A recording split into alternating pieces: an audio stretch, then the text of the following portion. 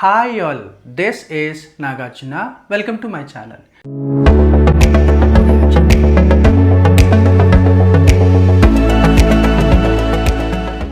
ఇవాళ ఈ వీడియోలో ఈ టైప్స్ ఆఫ్ సెంటెన్సెస్ గురించి నేర్చుకునే ప్రయత్నం చేద్దాం. ఎందుకు అని అంటే కనుక మనకి డైరెక్ట్ అండ్ ఇండైరెక్ట్ స్పీచ్లో బిట్ పెట్టాలి అంటే కనుక ఈ టెట్ కావచ్చు, డిఎస్సి కావచ్చు, రైల్వే కావచ్చు, ఎస్ఐ కానిస్టేబుల్ ఎగ్జామ్స్లో కావచ్చు, ఈ direct and indirect speech bit పెట్టాలంటే మనకి ఈ టైప్స్ ఆఫ్ సెంటెన్సెస్ పైన మంచి అవగాహన ఉండాలి.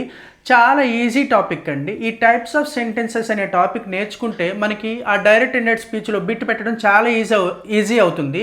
అది ఎలా ఏంటి అనేది నేను చెప్తాను. వీడియో చివరి వరకు చూస్తే మంచి అవగాహన వస్తుంది, బిట్ ఎలా పెట్టాలనేది తెలుస్తుంది. సో ఇవాళ మనము టైప్స్ ఆఫ్ సెంటెన్సెస్ గురించి చూద్దామండి.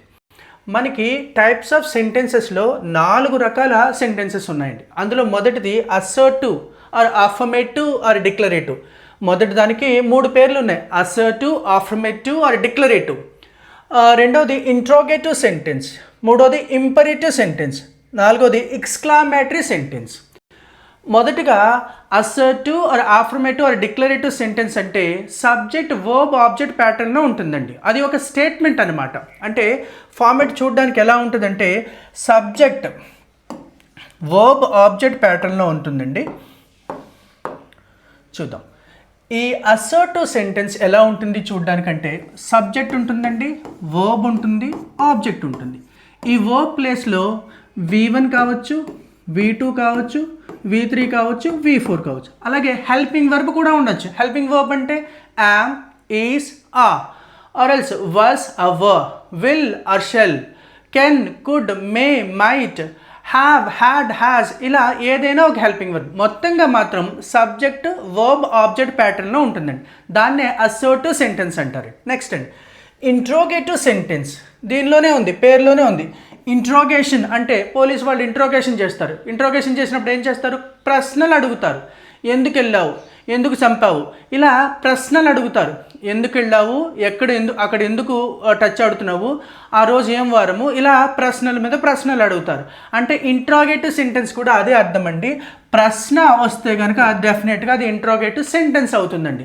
అది yes or no answer question కావచ్చు, ఫుల్ ఆన్సర్ క్వశ్చన్ కావచ్చు. అంటే మళ్ళీ yes or no answer question అంటే ఏంటి, ఫుల్ ఆన్సర్ క్వశ్చన్ అంటే ఏంటంటే కనుక ఎప్పుడైనా క్వశ్చన్ వర్డ్స్ ఉంటే అది ఫుల్ ఆన్సర్ క్వశ్చన్ అవుతుందండి. ఏంటండి వెన్, వై, వెయ్య, హౌ, ఇలా ఈ క్వశ్చన్ వర్డ్స్ కనిపిస్తే అది ఫుల్ ఆన్సర్ క్వశ్చన్ అవుతుంది. లేకపోతే డూ, విల్, షెల్ ఇలా హెల్పింగ్ వర్బ్తో స్టార్ట్ అయ్యే ప్రశ్న అయితే yes or no answer question అవుతుంది. మొత్తంగా ప్రశ్నే అవుతుంది. అంటే ఇంట్రోగేటివ్ సెంటెన్స్ అంటే మనకి ఎలా ఐడెంటిఫై చేయాలంటే ఈ క్వశ్చన్ మార్క్ ఉంటుందండి. సెంటెన్స్ ఎండింగ్లో క్వశ్చన్ మార్క్ ఉంటే అది డెఫినెట్గా interrogative sentence. There is no doubt at all, right. Third one అండి ఇంపరేటివ్ సెంటెన్స్. థర్డ్ వన్ ఏంటంటే ఇంపరేటివ్ సెంటెన్స్. ఇంపరేటివ్ సెంటెన్స్ అంటే ఆర్డర్, కమాండ్ ఆర్ రిక్వెస్ట్. అంటే కమాండ్, ఆర్డర్ రెండు ఒకటే యాక్చువల్గా. రిక్వెస్ట్ అంటే డైరెక్ట్గా V1తో స్టార్ట్ అవుతుందండి. గో దయ్య ఆర్డర్ అండి, స్టాండ్ అప్ ఆర్డర్ అండి, shut up, get lost, get out, ఇవన్నీ ఆర్డర్స్ అండి. ఇందులో నెగిటివ్ ఆర్డర్స్ అయితే don't go out, don't stand up, don't make noise here, don't shout, ఇలా నెగిటివ్ ఆర్డర్. పాజిటివ్ కావచ్చు, negative కావచ్చు. Order అయితే కనుక ఇంపరేటివ్ సెంటెన్స్ అండి. అలాగే రిక్వెస్ట్ కూడా please stand up, please don't go out, that is request. ఇలా రిక్వెస్ట్ కానీ, ఆర్డర్ కానీ, కమాండ్ కానీ అయితే that is called as imperative sentence.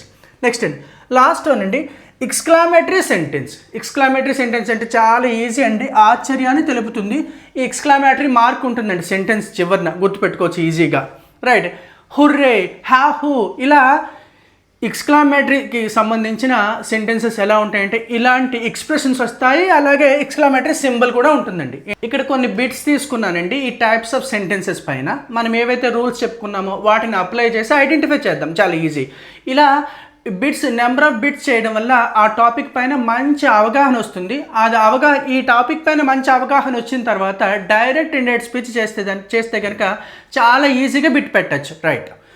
ఇందులో మొదటిగా how do you go to college, ఏమీ చూడక్కర్లేదు, క్వశ్చన్ మార్క్ ఉందండి. అలాగే క్వశ్చన్ వర్డ్ ఉంది. అంటే అసర్టివ్ సెంటెన్స్ అండి కాదు, ఇంట్రాగేటివ్ అండి. చెప్పుకున్నాగా ఇంట్రాగేషన్ అంటేనే ప్రశ్నలు. అలాగే క్వశ్చన్ మార్క్ వస్తే ఆ సెంటెన్స్ ఏమవుతుందండి, ఇంట్రాగేటివ్, రైట్. నెక్స్ట్ అండి bit number 2, does she come home. Does she come home మీరు చూసి చూడంగానే తెలిసిపోతుంది క్వశ్చన్ మార్క్ ఉందండి. క్వశ్చన్ మార్క్ ఉంటే కనుక అది ఏమవుతుంది, ఇంట్రాగేటివ్ సెంటెన్స్ అవుతుందండి. ఇంట్రాగేటివ్ సెంటెన్స్లో మనకి ఎన్ని రకాలు ఉన్నాయండి, 2 రకాలు ఉన్నాయి. ఫుల్ ఆన్సర్ క్వశ్చన్ అయితే ఒక రకము, మరొక రకం ఏంటండి yes or no answer question. ఈ 2 కూడా ఇంట్రాగేటివ్లోకి వస్తుందండి. ఫుల్ ఆన్సర్ క్వశ్చన్ అయినా yes or no answer question అయినా సరే ఇంట్రాగేటివ్లోకి వస్తుంది. ఏదైనా సరే క్వశ్చన్ మార్క్తోనే ఎండ్ అవుతుంది. సో అసర్టివ్ సెంటెన్స్ కాదండి, ఎస్ క్వశ్చన్ మార్క్ ఉంది కాబట్టి ఇంట్రాగేటివ్ సెంటెన్స్. మిగిలినవన్నీ చూడక్కర్లే. ఇంపరేటివ్ ఎప్పుడవుతుంది, ఆర్డర్ కానీ రిక్వెస్ట్ కానీ. ఎక్స్క్లమేటరీ ఏమవుతుంది, ఆశ్చర్యాన్ని తెలిపేది. ఆశ్చర్యార్థకం ఉండాలిగా, రైట్. ఇలాంటి వాటికి మనం సాధారణంగా కన్ఫ్యూజ్ అవుతూ ఉంటాము. Clean the floor, clean the floor చూడండి, డైరెక్ట్గా V1తో స్టార్ట్ అయిందండి. అందులో సబ్జెక్ట్ లేదు, ఏమీ లేదు. డైరెక్ట్గా క్లీన్ ద ఫ్లోర్. మనం చెప్పుకున్నాం కదా, ఏదైనా ఒక ఆర్డర్ లేదా command, go out, get lost, shut your mouth, ఇలా ఆర్డర్ వేసేటప్పుడు డైరెక్ట్గా సబ్జెక్ట్ లేకుండానే ఆర్డర్ వేస్తాం, కమాండ్ చేస్తాం. అలాంటి కమాండ్స్ని ఏమంటాము ఇంపరేటివ్ సెంటెన్స్ అంటామండి. ఏమంటామండి, imperative sentence, right. What a fine morning, what a fine morning. మీకు అనిపించవచ్చు ఇక్కడ క్వశ్చన్ వర్డ్ ఉంది కదా సార్, క్వశ్చన్ వర్డ్ ఉన్నప్పటికీ కూడా అక్కడ చూడండి ఎక్స్క్లమేటరీ మార్క్ ఉందండి. అందులో సబ్జెక్ట్ కూడా లేదు. క్వశ్చన్ అని అనుకోవడానికి క్వశ్చన్ మార్క్ లేదు, సబ్జెక్ట్ కూడా లేదు, కానీ ఎక్స్క్లమేటరీ మార్క్ కనిపిస్తుంది కదా. వాట్ ఏ ఫైన్ మార్నింగ్ అంటే అది ఒక ఆశ్చర్యాన్ని తెలిపే సెంటెన్స్ అండి. So that is called as exclamatory sentence. Exclamatory mark ఉందండి, అవన్నీ పట్టించుకోవాల్సిన అవసరం లేదు. ఎక్స్క్లమేటరీ మార్క్ కనిపించింది కాబట్టి ఆ సెంటెన్స్ ఏమవుతుంది, ఎక్స్క్లమేటరీ సెంటెన్స్ అవుతుంది. నెక్స్ట్ బిట్ చూద్దామండి. Get 1 copy for me, get 1 copy for me అంటే ఒక కాపీ నాకు పట్టుకురండి అని చెప్పేసి అంటున్నారు. ఇక్కడ కూడా చూడొచ్చు, మీరు అబ్జర్వ్ చేయొచ్చు, డైరెక్ట్గా V1తో ఉందండి. ఎప్పుడైనా V1తో ఉంటే కనుక డైరెక్ట్గా అది ఏమిటవుతుందండి, ఇంపరేటివ్ సెంటెన్స్ అవుతుంది. అంటే డైరెక్ట్గా V1తో అంటే స్టాండ్ అప్, సిట్ డౌన్, ఇలా get lost, shut your mouth, ఇలా చెప్తాం కదా. ఇలాంటివన్నీ ఆర్డర్స్ కానీ కమాండ్స్ కానీ అవుతాయి కదా. ఇలా ఆర్డర్ కానీ కమాండ్ కానీ ఉంటే అది ఏమవుతుంది, ఇంపరేటివ్ సెంటెన్స్ అవుతుందండి. నెక్స్ట్ అండి 6th one, post this letter. ఇక్కడ కూడా చాలా ఈజీ అండి. దేంతో స్టార్ట్ అయింది, సబ్జెక్ట్ లేదు, ఎక్స్క్లమేటరీ లేదు, ఎక్స్క్లమేటరీ మార్క్ లేదు, క్వశ్చన్ మార్క్ లేదు. సో పోస్ట్ దిస్ లెటర్ డైరెక్ట్గా V1తో స్టార్ట్ అయిందండి. ఏదైనా ఒక కమాండ్ కానీ ఆర్డర్ కానీ డైరెక్ట్గా V1తో స్టార్ట్ అవుతుంది. సో కమాండ్ కానీ ఆర్డర్ కానీ ఏమంటాము, ఇంపరేటివ్ సెంటెన్స్ అంటామండి. 7th one, when did you come from Hyderabad, question mark అండి. when did you come from Hyderabad, question mark కనిపించగానే ఇంట్రాగేషన్ అనేది గుర్తు రావాలి, ఇంట్రాగేటివ్ సెంటెన్స్.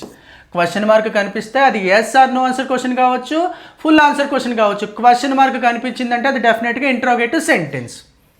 8th బిట్ అండి, mister Narendra Modi is a prime minister. Mister Narendra Modi is a prime minister. చూడండి ఇక్కడ Narendra Modi is the subject here, verb is here, object prime minister. మనకి ఏ ప్యాటర్న్లో ఉందండి, సబ్జెక్ట్ వర్బ్ ఆబ్జెక్ట్.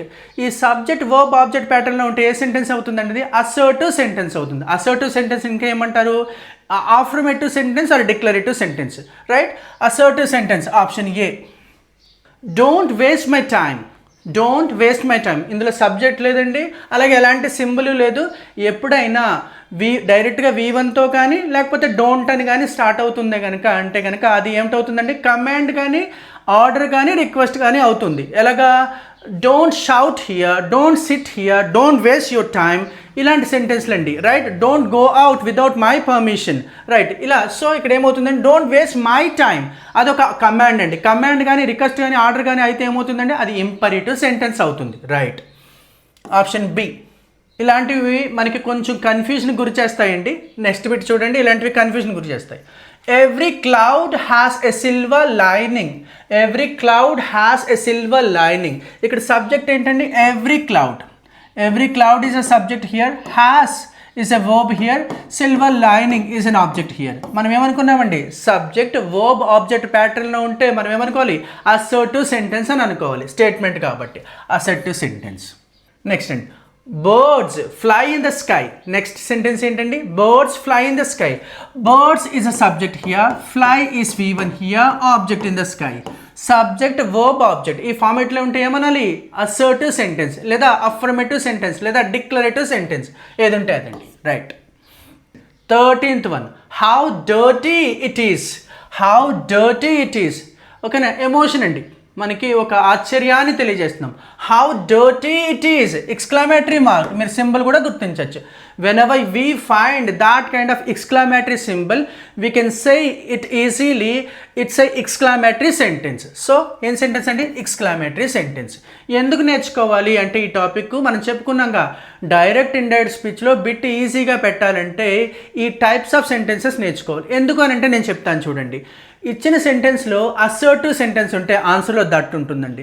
అలాగే ఇచ్చిన సెంటెన్స్లో ఎక్స్క్లమేటరీ సెంటెన్స్ ఉంటే కూడా ఆప్షన్లో మనకి ఆన్సర్స్లో దట్ ఉంటుందండి. ఇలా ఈ దట్ అనే దాన్ని ఫైండ్ అవుట్ చేయడం ద్వారా ఎలిమినేట్ చేయొచ్చండి. మనము కొన్ని ఆప్షన్స్ని ఎలిమినేట్ చేసేసి మనం ఆన్సర్ పెట్టేయచ్చు.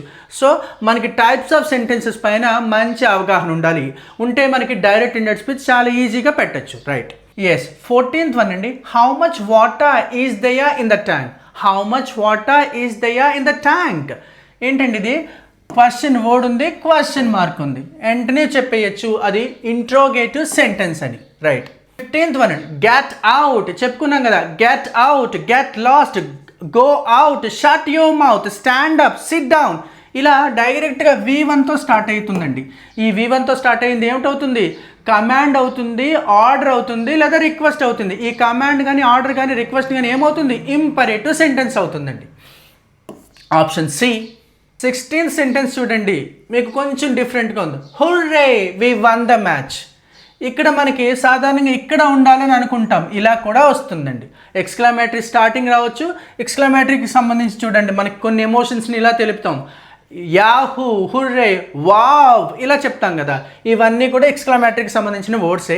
ఇక్కడ ఎక్స్క్లమేటరీ మార్క్ కూడా ఉంది. సో ఈ సెంటెన్స్ ఏమవుతుందంటే ఎక్స్క్లమేటరీ సెంటెన్స్. మన టాపిక్లో ఇవాళ ఇది కొంచెం డిఫరెంట్ వన్ అండి. దీని గురించి మనం చాలామంది కన్ఫ్యూజ్ అవుతూ ఉంటాము. ఎలాగా అంటే, మే ఐ కమ్ ఇన్ ప్లీజ్. మనం రిక్వెస్ట్ కదా sir, may I come in, could I come in అంటే కనుక రిక్వెస్ట్ కదా సార్ అని చెప్పేసి అనుకుంటాం. కానీ టైప్స్ ఆఫ్ సెంటెన్సెస్ గురించి చెప్పేటప్పుడు ఇక్కడ క్వశ్చన్ మార్క్ ఉంది కాబట్టి అది ప్రశ్నే అవుతుందండి.